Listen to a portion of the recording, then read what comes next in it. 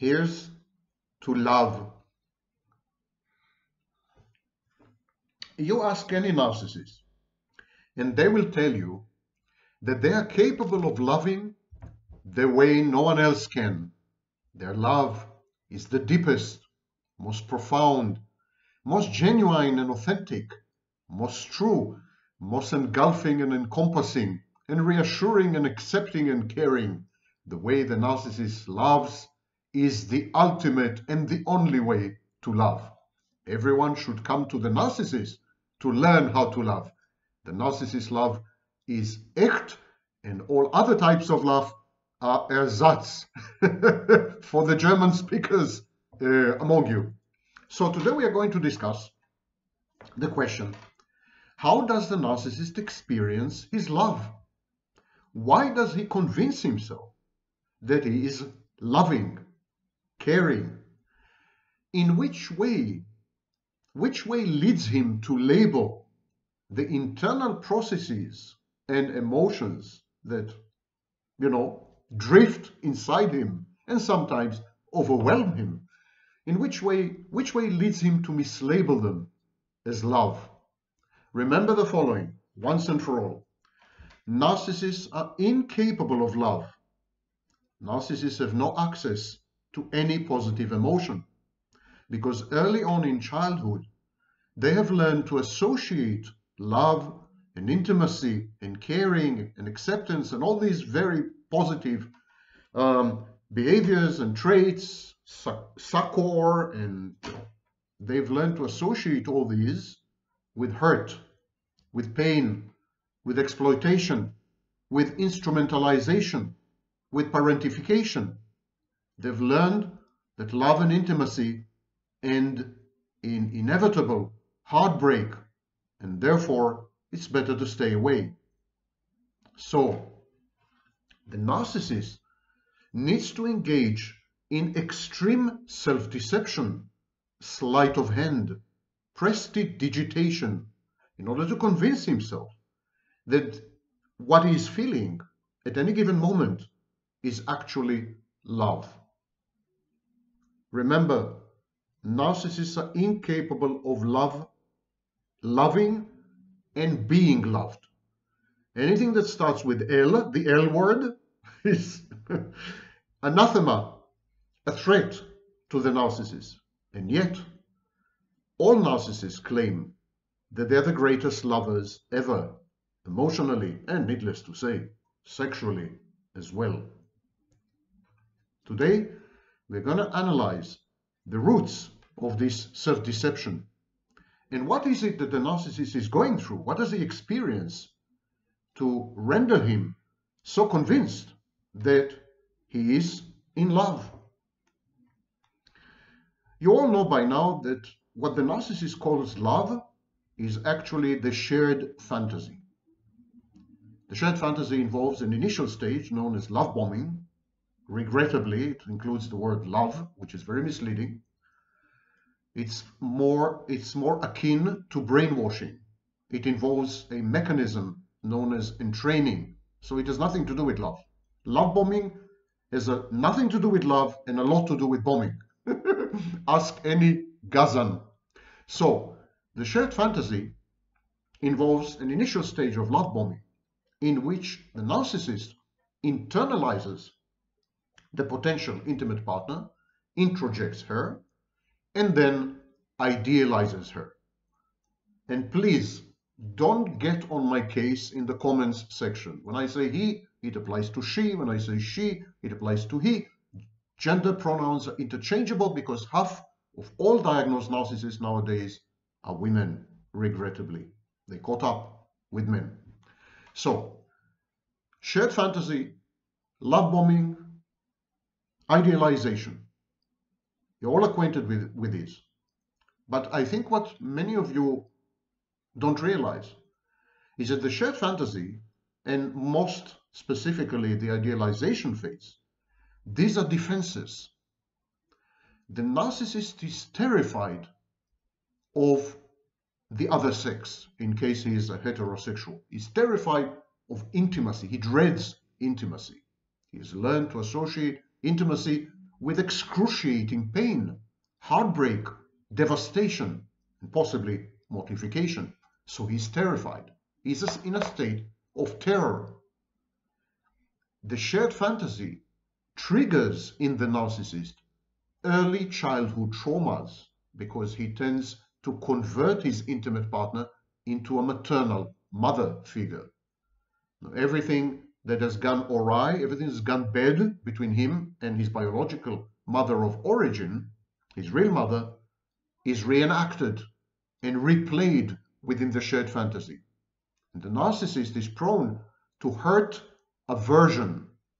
He is averse to hurt because he doesn't have very good defenses when it comes to pain. Narcissists are actually, overt and covert, are actually quite fragile. And that's why the compensatory mechanism of pathological narcissism is so rigid and uncompromising, because it's actually very vulnerable and very fragile. So narcissists are afraid of pain. They dread intimacy and love. And so when they spot a potential intimate partner, they defend against this eventuality, against this potentiality of pain, by imposing on the situation a fantasy, by rendering the partner unreal, idealizing her. So if the partner is unreal, and if the whole situation is a fantasy, the narcissist cannot get hurt. He cannot experience pain. He cannot be devastated or heartbroken, because it's all a fantasy, controlled by the narcissist. And because the partner is no longer there.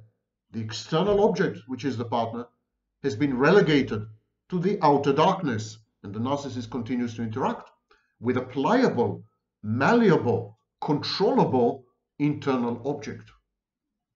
All this is a very complex defense, and it has another layer or another explanation, if you wish. Once the narcissist has idealized his partner, he convinces himself that the partner will never hurt him, the partner will never harm him, the partner will never cause him pain, inflict pain on him, the partner will never betray him. Why? Because she is perfect. She is ideal. An ideal partner doesn't do such things. An ideal partner, in other words, is safe. So one of the functions of idealization is to render the partner safe, to defang the partner, to take away her bite and her sting, to de-weaponize her, to decommission her. By idealizing her and then interacting only with the idealized internal object, the narcissist actually feels safe, because now she is ideal, and ideal mothers don't do this to their children. She will not hurt me, the narcissist says. Additionally, the process of idealization involves co-idealization. The narcissist owns an ideal, perfect object, the intimate partner, that renders the narcissist perfect and ideal. Only ideal and perfect people possess ideal and perfect people. It's like the famous sentence, hurt people, perfect people possess perfect people. So by idealizing his intimate partner, the narcissist himself becomes perfect and ideal. And so by being perfect and ideal, the narcissist becomes divine, above reproach, above criticism, invulnerable, impermeable, impregnable, invincible. So the process of idealization is a defense on multiple levels. On the one hand, the shared fantasy. It's a fantasy, nothing bad can happen to me. It's a dream, I can wake up. Second thing, my partner is ideal, so she's not going to hurt me. Thirdly, I'm ideal because I have an ideal partner, so I can never be hurt in principle. I am untouchable, unhurtable, invulnerable, because I'm ideal. I'm ideal. And all the childhood traumas that are going to be replayed and reenacted in the shared fantasy, I can cope with them. They're not going to touch me. I'm one step removed. So in effect, the shared fantasy, and especially the idealization phase in the shared fantasy, is not only defensive, it's also dissociative. It's as if the narcissist depersonalizes and derealizes. By creating a shared fantasy, the narcissist becomes an observer of the shared fantasy, thereby depersonalizing. He is not present in the shared fantasy in person. He also derealizes the situation, the relationship. He renders it fantastic, imaginary, a paracosm, a virtual reality. That way, the narcissist feels that he has recreated a secure base, a maternal figure, a mother, who is also a secure base because she cannot hurt him. There are so many defenses embedded in the shared fantasy against pain and against hurt that the narcissist finally feels safe, secure, stable, able to interact with the internal objects in his mind. But even so, now he can reenact and replay the conflicts with his mother on the way to separation individuation without any dread and any fear. He recreates a secure base, and then he feels that it's okay to engage in symbiosis, to become one with the intimate partner, the way he used to be with his mother, but with the aim of this time breaking up, separating, and individuating. Back to the womb, but only in order to be reborn. Back to mommy in order to reject her, separate from her, and become an individual. But the mommy in this case, the mommy, I mean with an O, the mother, in this case, the intimate partner, rendered a maternal figure, is this time truly a secure base. Because the narcissist is in control of the whole situation. The shared fantasy is the narcissist. The internal object is owned by the narcissist. The internal object is idealized and perfect. It's harmless. The narcissist is ideal and perfect, cannot be harmed. Now, let the games begin. It's the theater production is on. Now, the shared fantasy, you could ask, so okay, what's the difference between a shared fantasy and infatuation or limerence? In all these situations, there are some cognitive distortions. We tend to minimize the bad aspects, the shortcomings, the negative dimensions of our intimate partner, and emphasize her positive traits, behaviors, looks, and so on. This happens in the initial stages of limerence and infatuation, when you fall in love. When you fall in love, you don't see your partner as she is. You see your partner as you wish she is, as you wish she was. So there is a lot of cognitive distortion in falling in love. What's the difference between a shared fantasy and infatuation or limerence? Well, huge differences, enormous differences. And anyone who says the shared fantasy is a common feature of all romantic and intimate relationships, number one, has zero knowledge in psychology, and number two, has never really experienced romantic, intimate relationships.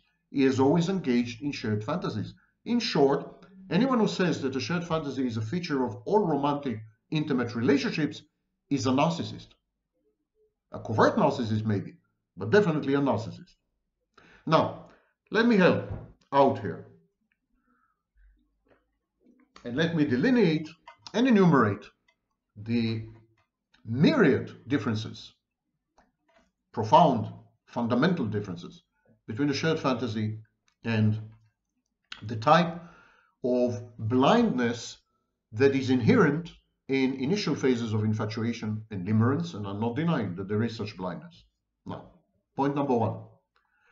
A shared fantasy is asymmetrical.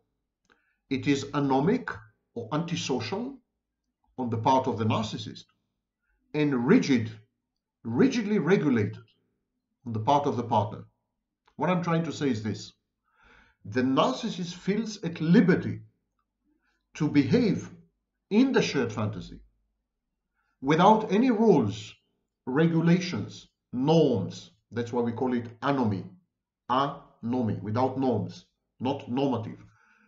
The narcissist does not succumb to any agreements, does not honor any contracts.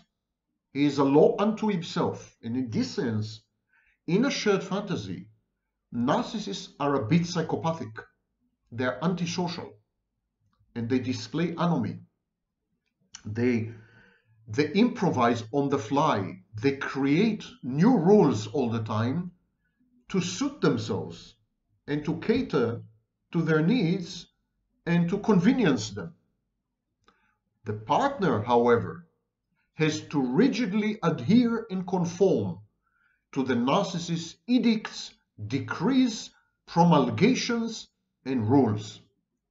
So the partner is put in a straitjacket.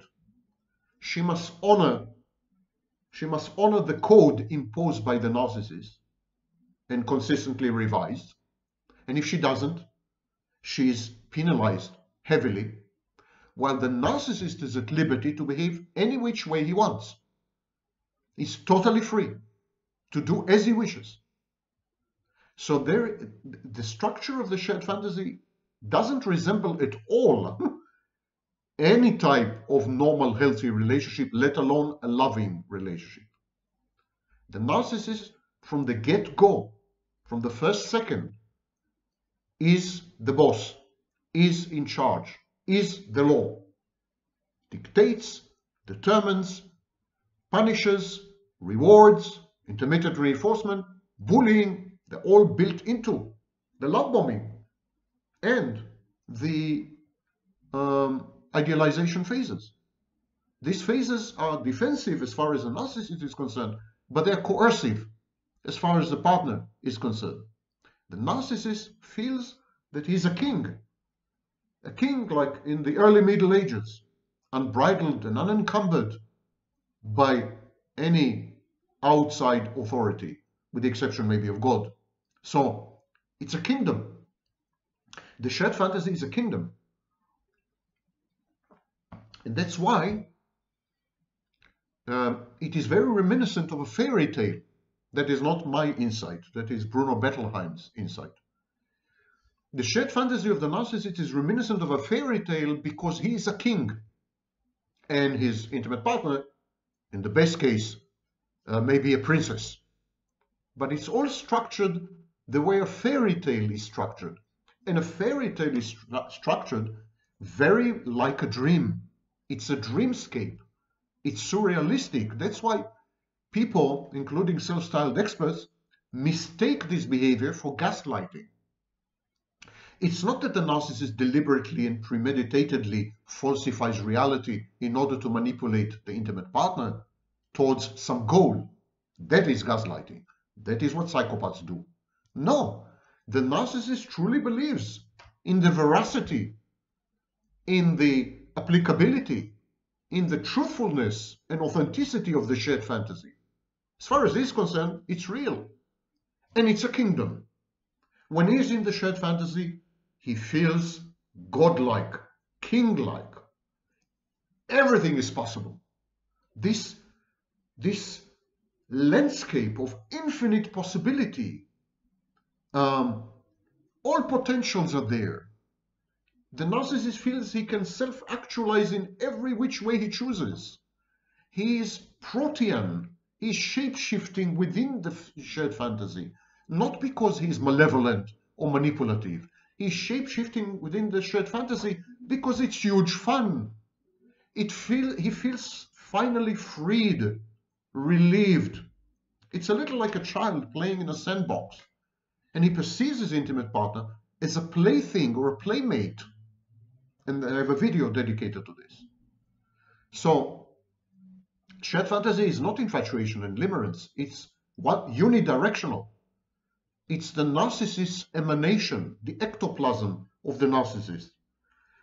The intimate partner is just a guest, a visitor, a tourist in this delusional kingdom of the narcissist. And because he is just a guest, a figment, a relic, a memento. She's utterly interchangeable and replaceable, which is not the case when you're infatuated with someone.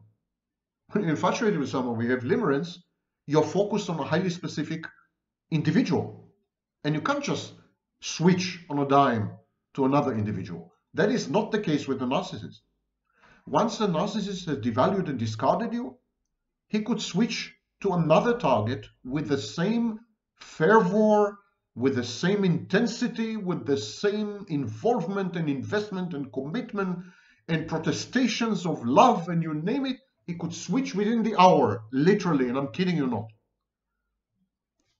This is the first difference. I mentioned intensity.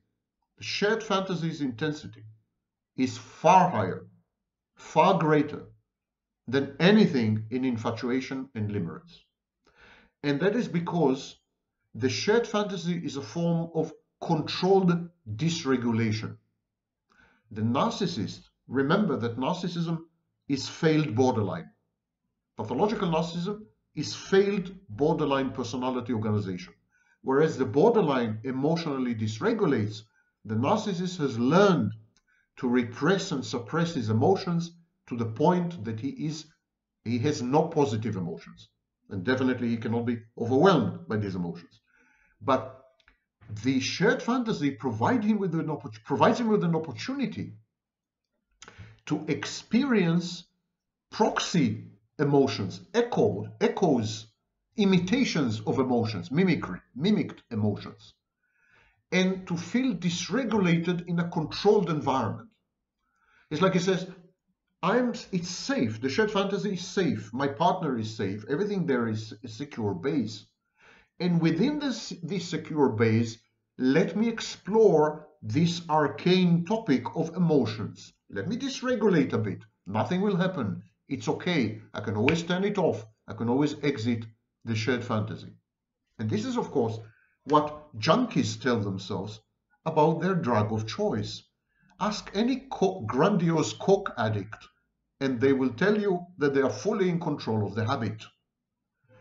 The shared fantasy, in other words, is an addiction, whereas infatuation and limerence are not addictive. They're intense, they're overpowering, they can even overwhelm you and dysregulate you, but they're not addictive. The shared fantasy is addictive. Pay attention. In infatuation and limerence, your focus is your partner. In the shared fantasy, the addiction is not to the partner, it's to the shared fantasy.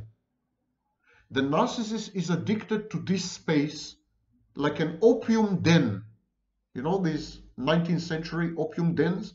He's addicted to this space where he can enter and perhaps be himself.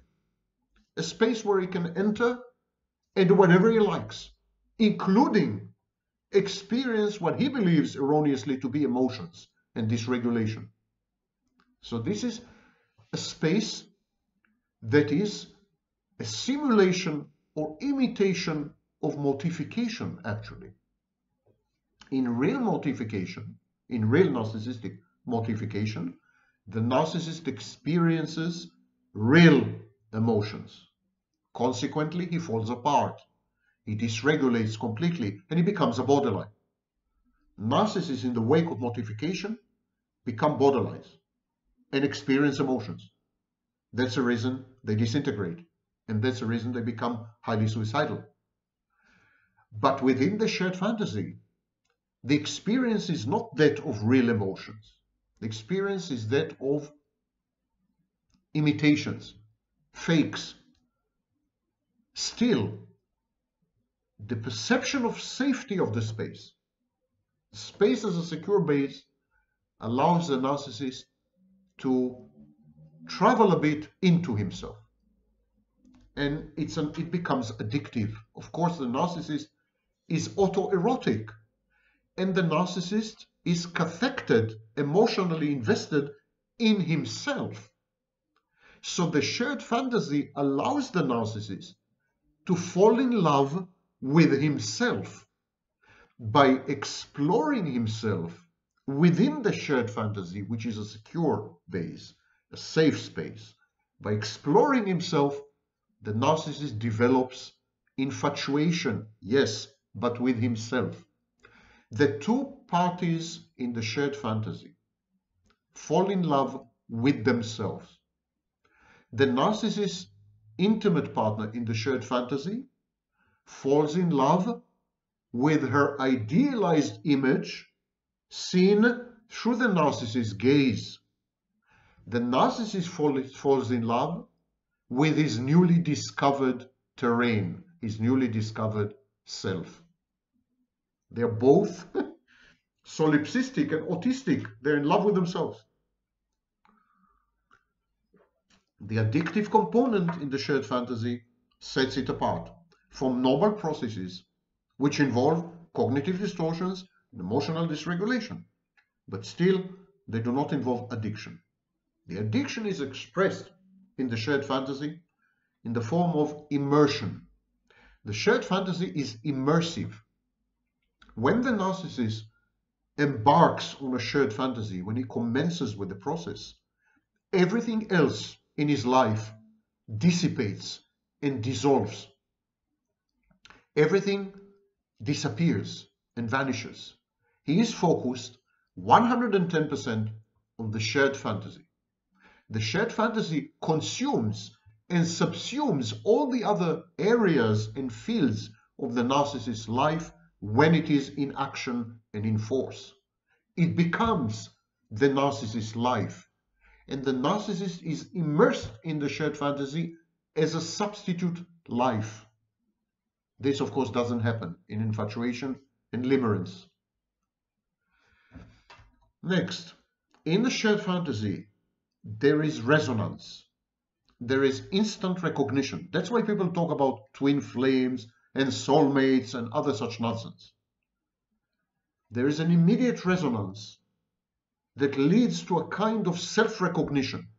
Remember that the intimate partner falls in love with her idealized image through the narcissist's gaze. She sees herself in the narcissist. She's likely to say, no one has ever understood me so well. No one has ever seen me. No one has ever comprehended me. No one, because she feels fully grasped, fully glommed. This is because both the narcissist and his typical intimate partner come from an identical early childhood background, involving abuse and trauma, instrumentalizing and parentifying, idolizing and pedestalizing. Whatever the case may be, they come from the same background. They have the same language. They can truly communicate on the most profound level, almost telepathically. They don't need to talk sometimes. Body language does the trick. So this enormous resonance, this instant recognition of oneself in the other, they create a bond and an attachment, which is also known as trauma bonding, in my view, mistakenly. And this doesn't exist in infatuation and in limerence. Reality testing in infatuation and in limerence is pretty much preserved according to studies. You fall in love not with a figment of your imagination within a fantastic space, not with a character from a movie, but in the shared fantasy. These are twin processes of self-infatuation, autoerotism, and attraction to oneself via the agency of the partner. Resonance. Now, the shared fantasy is, of course, a cognitive distortion writ large, because it involves the misapprehension or misperception of oneself as ideal. The narcissist regresses the intimate partner, and the intimate partner regresses the narcissist, and they become children, and they see each other as children. So the narcissist is his intimate partner's child, and the intimate partner is the narcissist's child. He is her daddy, she is his mommy, but it's not really daddy, it's actually a mother figure. So there is an issue here that grandiosity takes over because the image, the mutual image, is ideal, this process of idealization culminates in grandiosity. When the intimate partner falls in love with her idealized image through the narcissist's eyes, she also, of course, is idealizing herself, which is the hallmark and the cornerstone of grandiosity. There's a feeling, for example, of invincibility, a feeling that it's us against the world. We are winners. No one can break us apart. Together, we are the strongest. We complement each other and we enhance and amplify, and magnify and empower each other. This is mutual resonance of two self-infatuations. And this leads to a perception of wholeness. Within the shared fantasy, the partners feel that they are completing each other, that they are incomplete and imperfect without each other. So there is this wholeness, this oceanic feeling of becoming one. It's not codependent merger and fusion. It's a different phenomenon, and maybe it's an interesting topic for a video, but it's really becoming one emotionally as well as rationally or intellectually. The codependent merges and fuses with the intimate partner in an instrumental way. It's a control technique. It's control from the bottom. It's a way to avoid abandonment. It's a way to manipulate the partner to perform certain tasks or accomplish certain goals. It's very instrumentalized. In the shared fantasy, the wholeness, the feeling of completeness is nothing to do with goals. It's not weaponized or instrumentalized. It just emerges from this symbiosis between mother and child, from going back to the womb. It's like being unborn. You know, you're unborn, you get a second chance.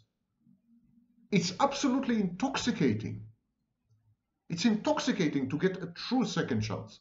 Here you are, all your mishaps, all your mistakes, all your failures, all your defeats are erased with a magic wand because you are regressed and regressed and regressed into the womb. You're unborn, your life starts anew, afresh, from zero, from scratch. Because now you're in the womb, you can be born again. It's like being born again, Christians. You can be born again. The narcissist, and remember that in my view, narcissism, pathological narcissism, is a kind of private religion. The narcissist allows you to be born again. He does this by idealizing you, divorcing you from reality and from your own memory, kind of wiping the slate clean, regressing you to his womb and letting you be reborn as if he were Zeus, be reborn from himself.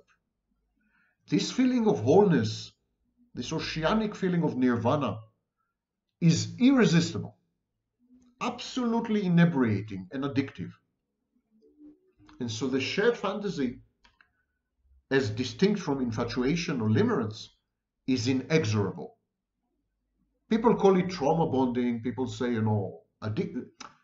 it's inexorable because of its own dynamics, not because of the people involved.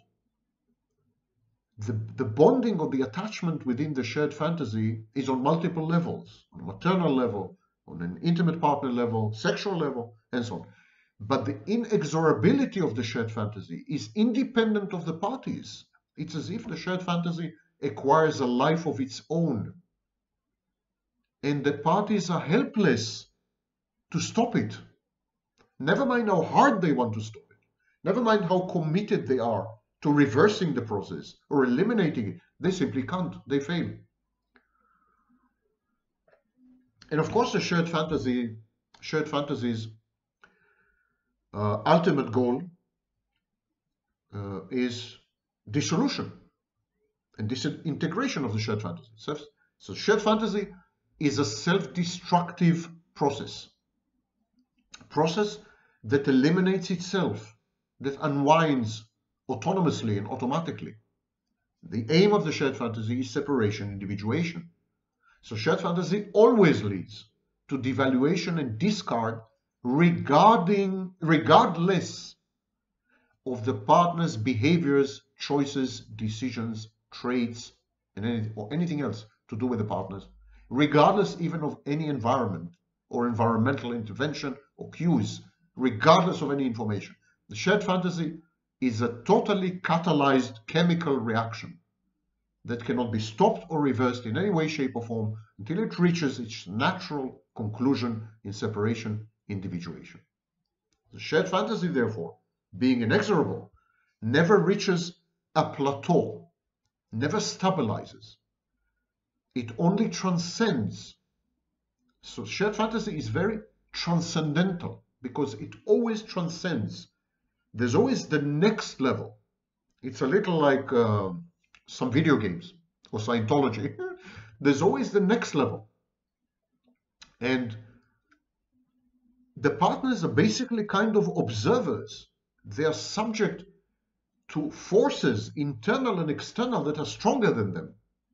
They're pretty helpless and hapless and tossed about like so many toys or playthings by the gale force of the shared fantasy. And the shared fantasy is an escalating process. It never stops or stabilizes. And of course, throughout this, there's impaired reality testing because it's a fantasy. It's divorced from reality. It's a paracosm. So this impaired reality testing leads to attribution errors. Attribution errors is a fancy way of saying misunderstandings. Intentions, motivations, expressions, speech acts, bodily cues, body language, expressions, micro expressions, everything is misattributed, constantly misattributed, because the misattribution is a critical fuel, the engine of the shared fantasy. Shared fantasy thrives on conflict and drama and these mistakes. The friction that is created by these constant misreadings of each other, this friction drives the shared fantasy forward. Let me explain to you why. You remember the resonance. You remember that the two parties believed that they found each other, soulmates, twin flames. They found a reflection of themselves in the other. Each of the two parties believe that they are mirrors of each other, that they are perfect replicas or clones of each other. Now, consequently, if they remain immured, if they remain stuck in this perception of resonance, perfect resonance, completing each other, wholeness, nirvana, the whole thing will stagnate. The shared fantasy would stabilize.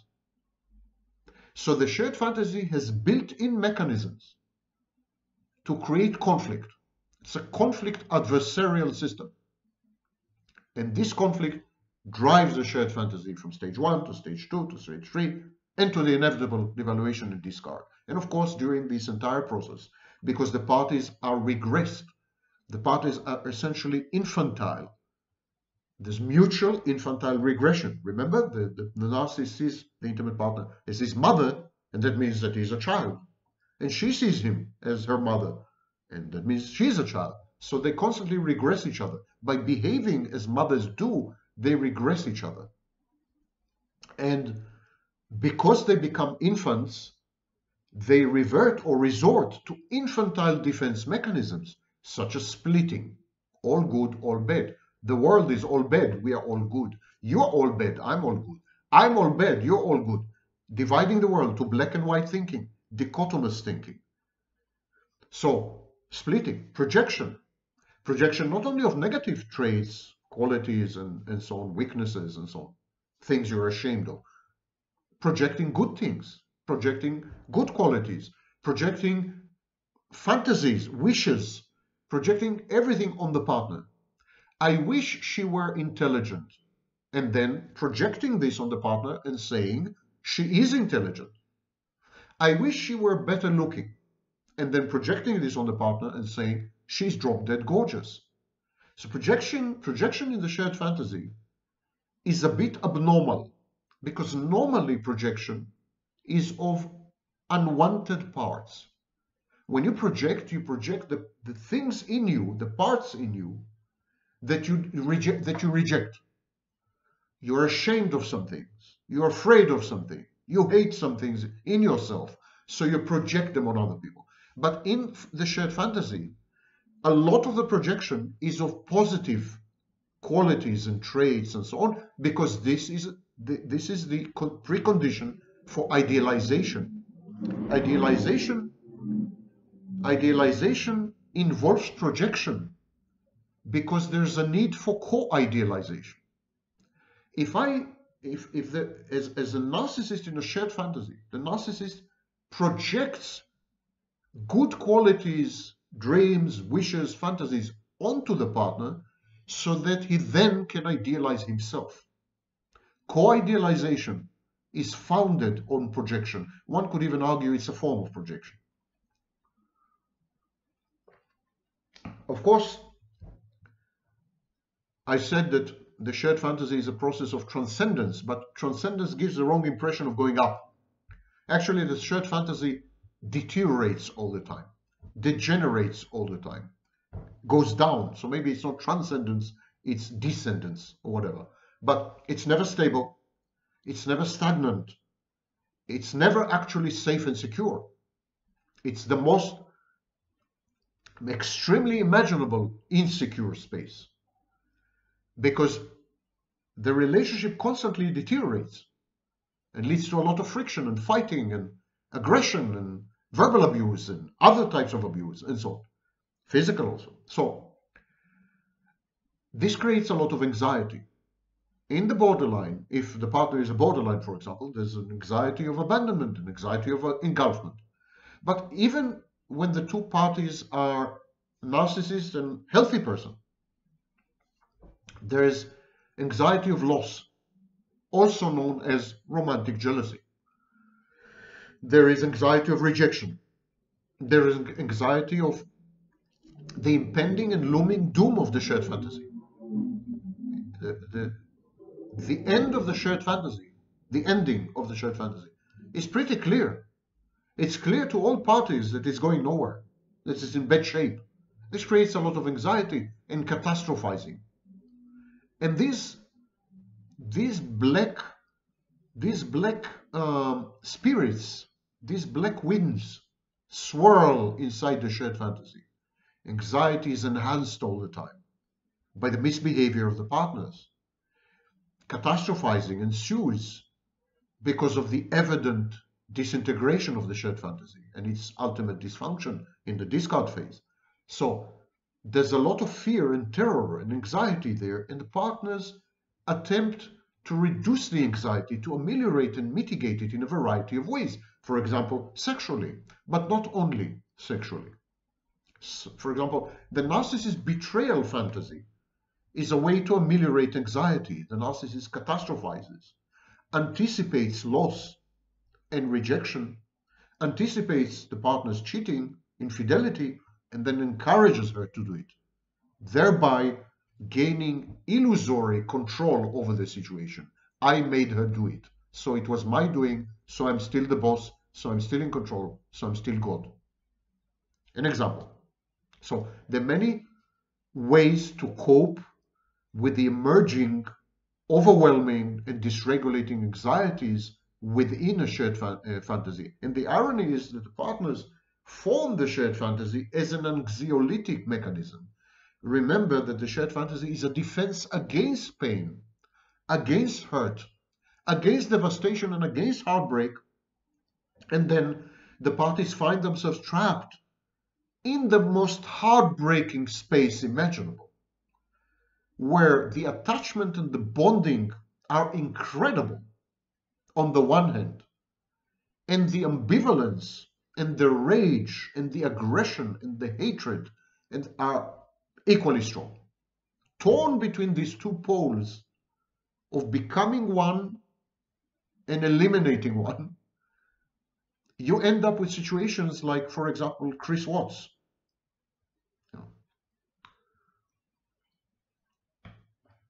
There's a lot of negative affectivity in the shared fantasy. Shared fantasy legitimizes emotions. Remember, the shared fantasy is the narcissist playground. It's where he dares to experiment and to explore himself and another person. He feels erroneously that it is a secure base, but this also gives rise to a lot of negative affectivity. The reason the narcissist denies his positive emotions, refuses to access them or to experience them, is that they bring on pain. The narcissist's emotions in early childhood brought pain and hurt and devastation and heartbreak. So he learned not to emote, not to have emotions, positive ones. And here he is in the shared fantasy, in the space where he can emote. And so when he tries to emote, all he gets is negative affectivity. All his anyhow extreme negative effects become even more extreme and escalate to the point of loss of control, coercion, abusive behaviors, and worse. So negative affectivity is unleashed like the genie from a bottle by the permissiveness and the ostensible freedom and the alleged control of the shared fantasy. Narcissist says, I'm in control of the shared fantasy. It's space. It's safe. It's a safe space. I don't need to worry. I can now experience emotions. And then he finds out that he's drowning in negative emotions that are taking over, like some kind of demon possession, if you wish, and render him utterly insane. The negative affectivity neutralizes his ability to control anxiety, his anxiolytic control.